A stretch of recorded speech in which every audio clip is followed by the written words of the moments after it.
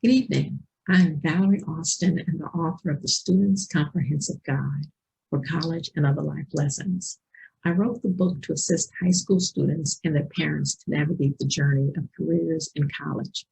I am also the host of the Employer Speaks series, which is designed to highlight different careers and the paths to achieving those careers. Today, the topic concerns Parent-Teacher-Student Associations, or PTSAs. I have two very special Employer Speaks guests, Tonda Bean and Robert Shaw, who have served in various PTSA roles. Tonda Bean is a parenting and education strategist and founder of her own company, Wisdom in Minutes, Youth Success Strategies. She has coached over 900 students and her own children through K-12 into outstanding universities such as Harvard University. Tonda has also helped to launch students into adulthood and their chosen career fields. In the process, she has held Parent-Teacher Association and PTSA leadership positions from the elementary through high school level, as well as been a Girl Scout leader for over 10 years. Robert Shaw is a senior logistician and a consultant who is currently assigned to the Department of Homeland Security. Previously, he served in the United States Air Force and retired after a 24-year career. While stationed in various communities, Robert volunteered to fill many roles within the PTSA as his children attended school. He served on several PTSA committees and served as a PTSA President from 2009 to 2011. I am truly honored to have Tonda and Robert in this discussion about the benefits of a strong PTSA and its importance in advocacy, supporting each child's journey from elementary school through high school. Thank you for watching.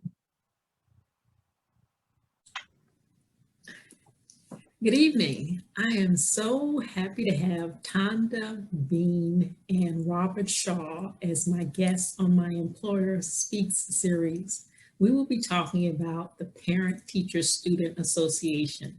Each of them have had leadership roles within the PTSA. For example, Tonda has been a PTSA representative with leadership roles from elementary through high school level. She's currently the owner of Wisdom in Minutes Youth Success Strategies, as well as a parenting and education strategist, which help families and students to launch into professional and independent adulthood.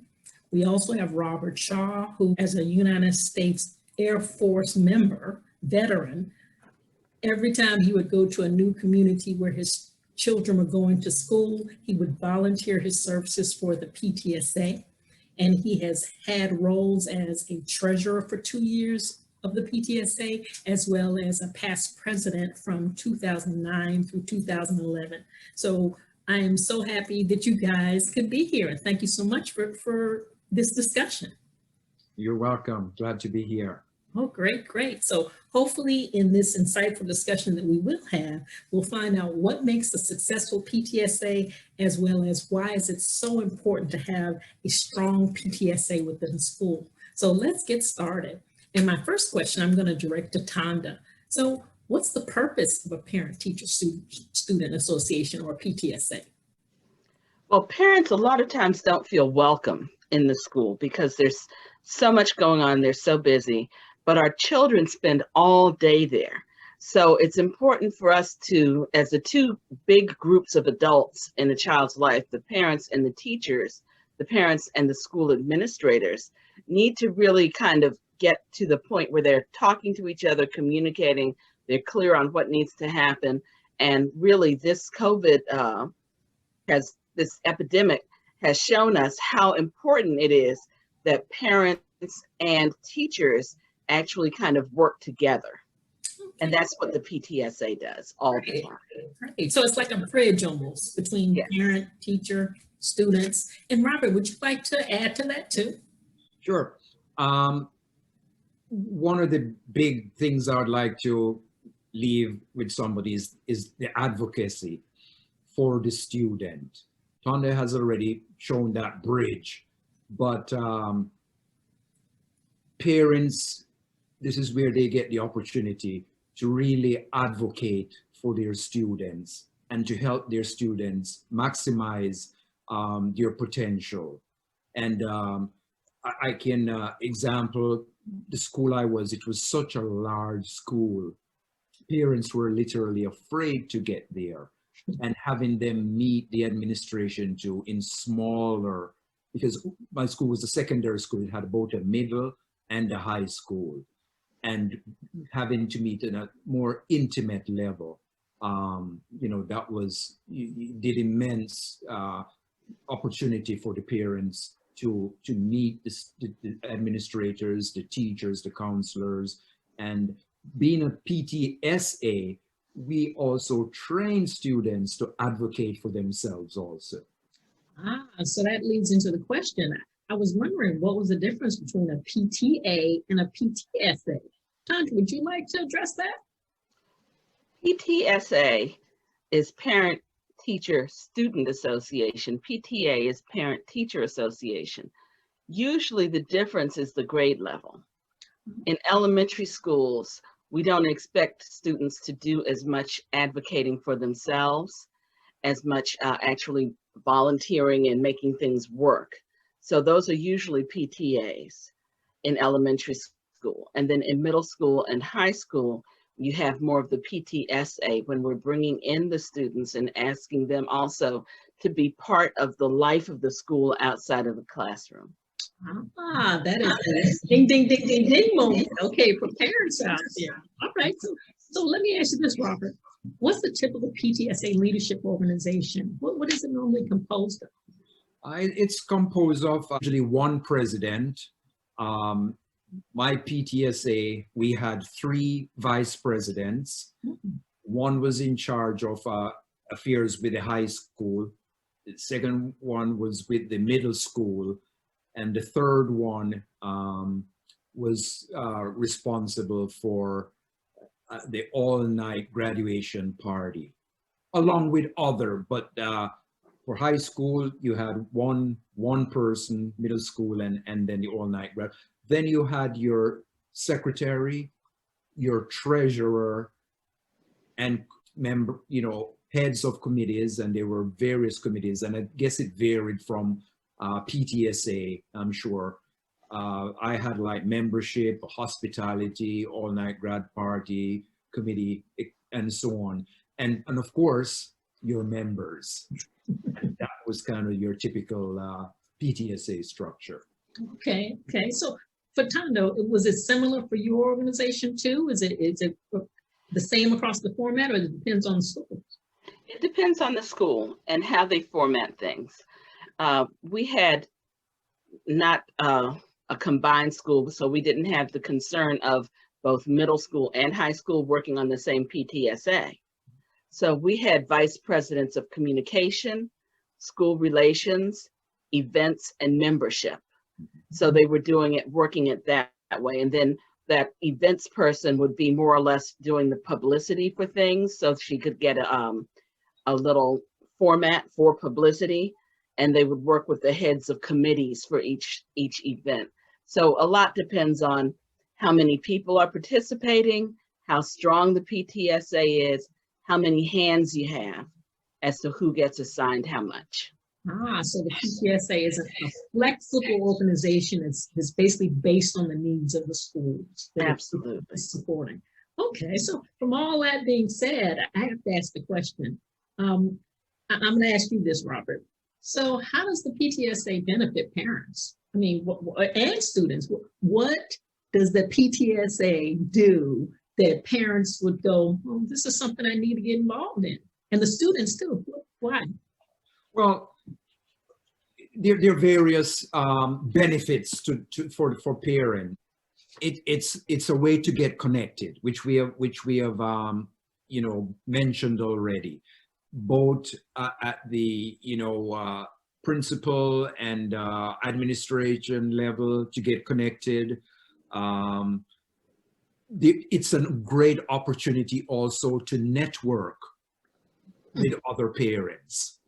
Even if, you know, somebody would say, hey, you make a good mentor, would you consider? So, you know, mentorship, it's a way to basically watch yourself grow. You know, I've had people who came to me and said, I'm so glad you asked me. I was very reluctant, but I didn't know I could have done it, and thank you. So they watch themselves grow and succeed, and to see, you know, what it did for the school community, you know. So, and for the students, it also gave them the same thing. It was a, you know, it was a chance to see people who they would like to be role models. It was recruitment tools to engage with other student leaders, leadership events.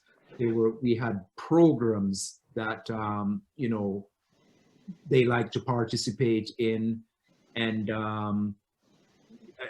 again, I'm going to harp on the word advocacy, because we had what we called ambassadors, and we selected them in various grades, and they went back out to, you know, the grade, and they would bring a report back, both from students, you know, what are the issues? These are some of the things we would like the PTSA to either up channel or to look at, you know. So it just seems as if the PTSA is almost, depending on the grade level, it's almost like an advocate, like the student government. It's an extracurricular activity that you can do to learn leadership, communication, teamwork. So that's a good thing. So let me ask you this, Congo. How is the PTSA beneficial to the schools, teachers, and administration? Why do they care if PTSA is there? Well, they're beneficial in many ways.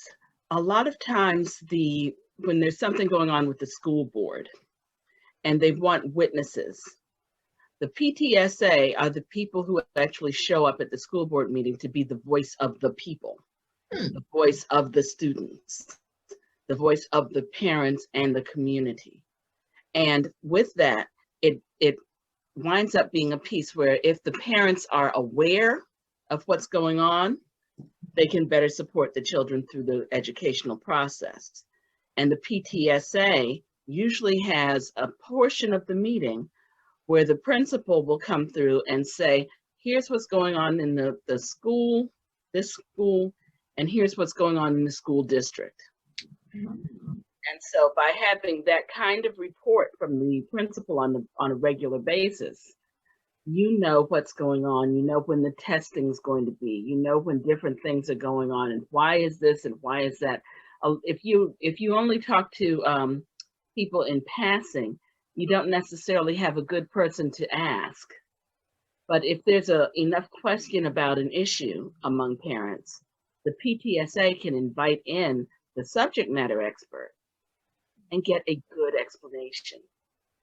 And also, to add on to what Robert said about networking, one of the great things about the PTSA is that if you have a 6th grader and you're thinking about what kind of things should I be doing for the summer to get them ready for 7th grade, there are 7th grade parents right there. You can ask. They're right there. So you have this networking that goes on several levels just by being in the same room with the other people in the community. Yeah, and just to segue off what you're both saying, which is fantastic, in this age of COVID-19, where you hear on the news where parents can't go to work because their kids are doing this learning. Mm-hmm. And they're like, well, what can I do? The PTSA may be an advocate to possibly get a group of parents that may be able to provide childcare while one parent is going to school. If they're having problems with the internet, the PTSA issue would be brought up to the school's administration. So networking, communication, teamwork, coordination. Okay. And advocacy. Advocacy. I'm getting a good feel for that. Okay. So with that being said, Robert, what does the PTSA have as an impact on school policies and vision? Because Thomas gives us something to chew on, but How does it impact school policies and vision?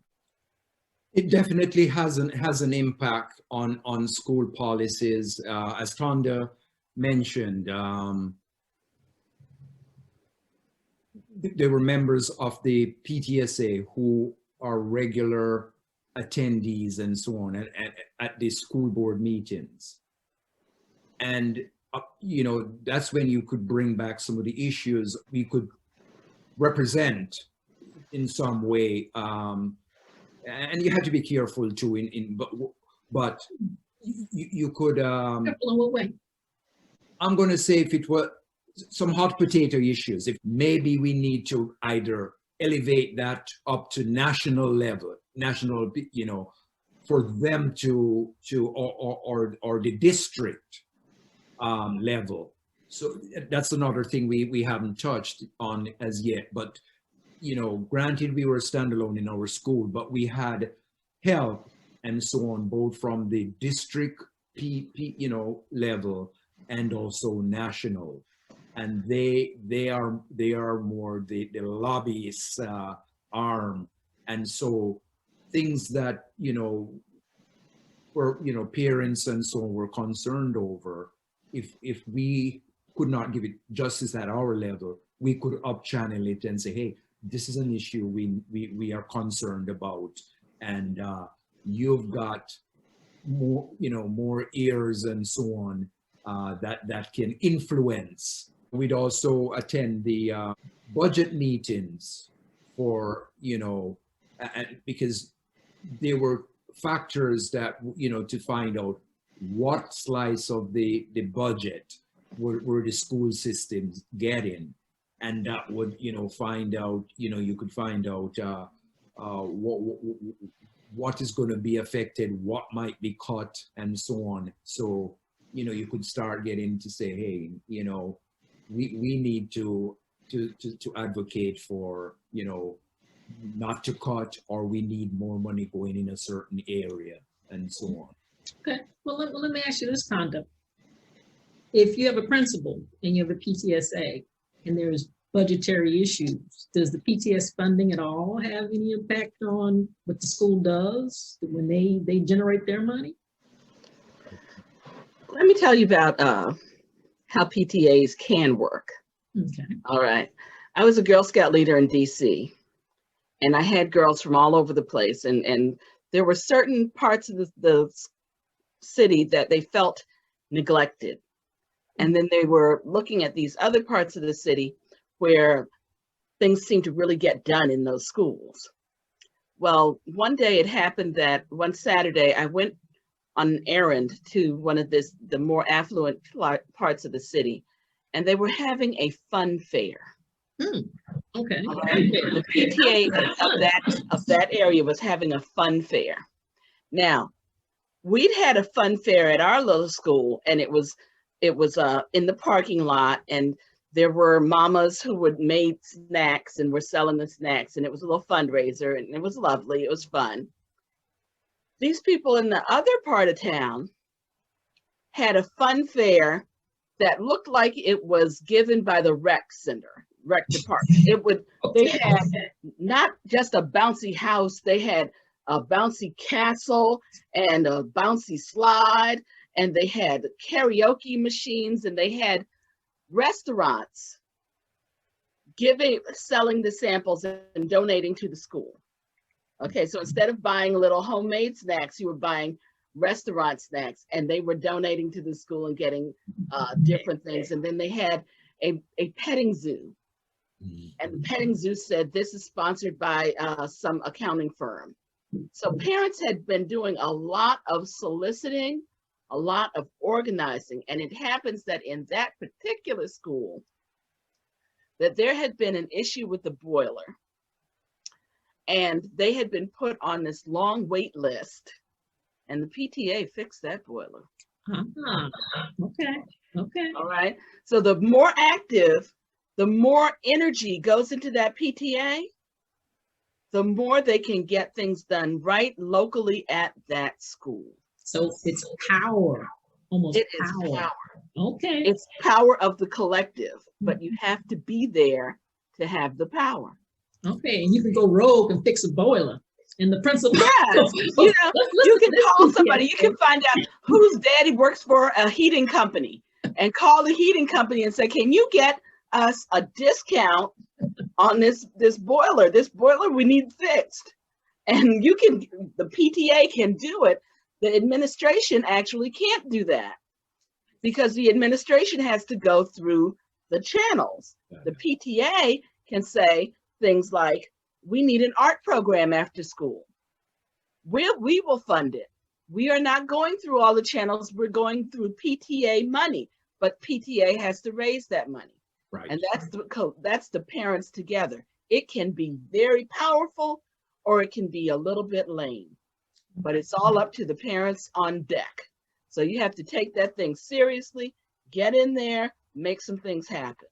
All right. Sounds good to me. All right. So let me talk to you about this, Robert, in terms of what activities, we talked about some of them, do PTSA sponsor to strengthen the school and the community in the areas of child advocacy? We're talking nutrition, health, school safety, general well-being, fitness. We talked about raising money, but what other things can the PTSA do in terms of child advocacy? There's a wealth of things we can sponsor. One of the things I did in mind, and I'm pretty sure it's a very strong area now, is with COVID. We had a program where we got refurbished computers, and now that there's so many people doing virtual, there is a great need for tablets and so on. So that's one of the things I see contemporary PTSA sponsoring. Yes, I know the school district hands out and so on. You know, working with the service providers to provide Wi-Fi access and so on. You know, because that's one of the things that, you know, when we speak to students now, and they may have the equipment, but there's no access. And, you know, we can work with the, you know, go to a service provider in the area and say, okay, what's causing that? What can we do to, you know, to help, things like that. And, you know, so that's one of some of the practical things. And, you know, nutrition, you know, we can advocate for, and I know they listen, because that was some of the things the students brought back to us and say, hey, can we have more of this in the cafeteria and so on. Oranges and salad versus pizza and chicken fingers. No, it had to be healthy.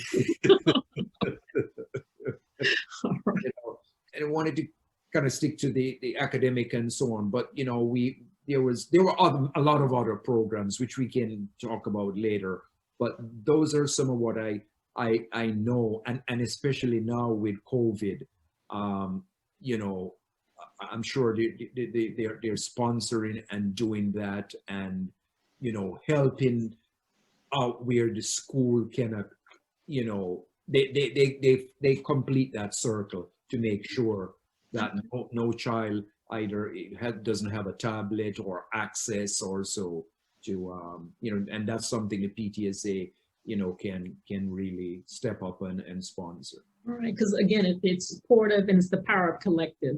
If one child is having a problem, then all children are having a problem, and that's what PTSA does. Yeah. All right, well, Tonda, let me ask you this.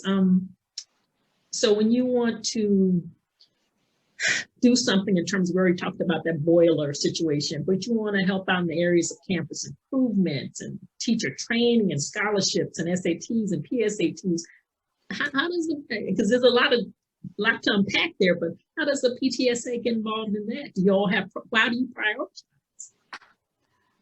You see, that's the thing. That's why it's important to be there, because a lot of times what gets prioritized, you know, what happens at the party depends on who throws it. Okay. So you have to, you know, get your particular PTA will have people who who have their champion causes. You know, this is the thing I think is most important to happen this year.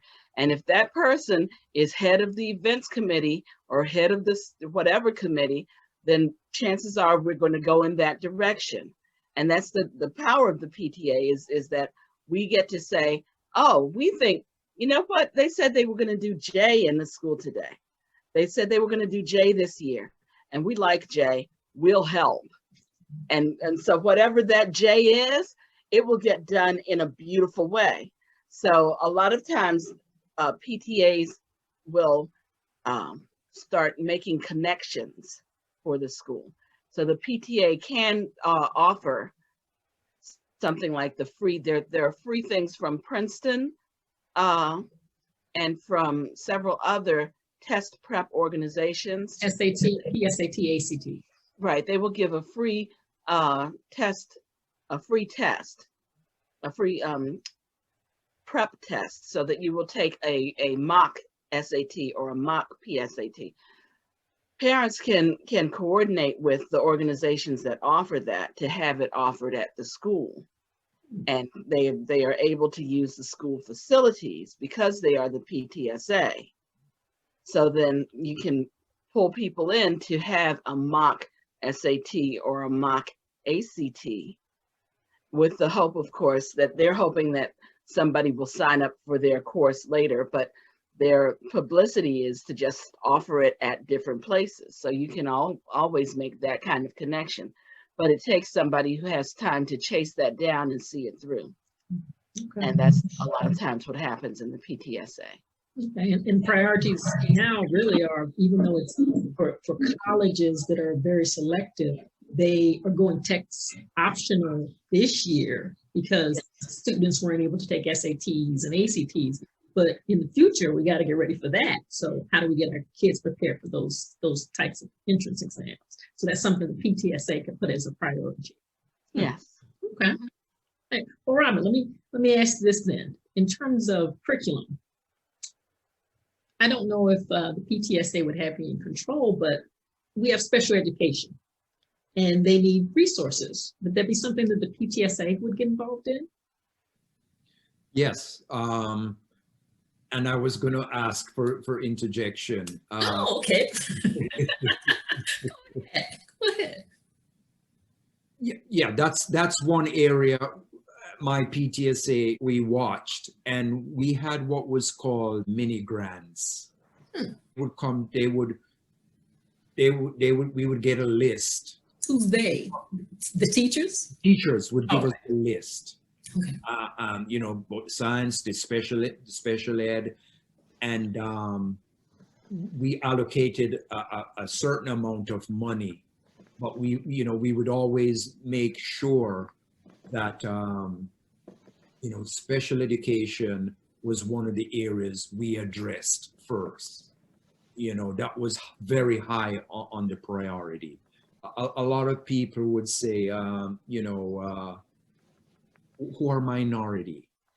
And I learned from another organization real fast that you cannot leave out special education children.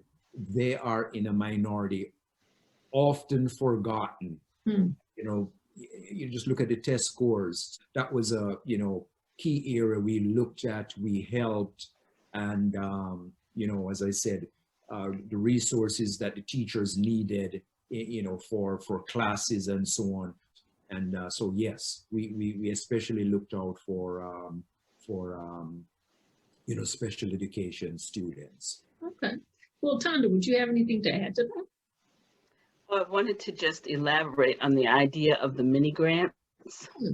Okay. That is a piece that is really just, it's magic from the PTSA, right, because it allows so many things to go on. And a lot of times people don't think about it, but if someone wants to have a knitting club, then they need to buy some yarn and some knitting needles, and other little supplies that may just be $100 or $200. But instead of having to go into their own pocket, they can apply for a mini grant. A lot of form and application. Yes. Yes. And that's that same PTA pot of money that comes from the parents working together. The parents contribute, the parents do fundraising, and they can make all kinds of things happen as far as here's the material for it. Here, you need $50, you need $100, you need $200. It's all small money. It's never huge money, but it will buy a lot of the things that are needed to actually make an activity go. Make it go.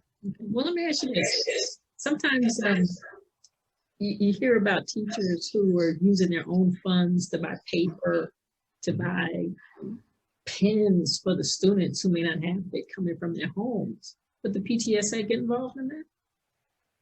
They can, if you have a strong enough PTSA. And that's the piece around really trying to support what's going on in the school. If they are strong enough, then they can start providing overall good for the school. So you can buy a certain number of things to be distributed along whatever lines. Usually they don't try to support the whole school all the time, but you just to put in strategic pieces that make it work. All right. Well, that goes to my question, and I'll address this to Robert. So how is the PTSA funded? Does any of the funding happen to a budget? How do you guys do that? How does PTSA do that?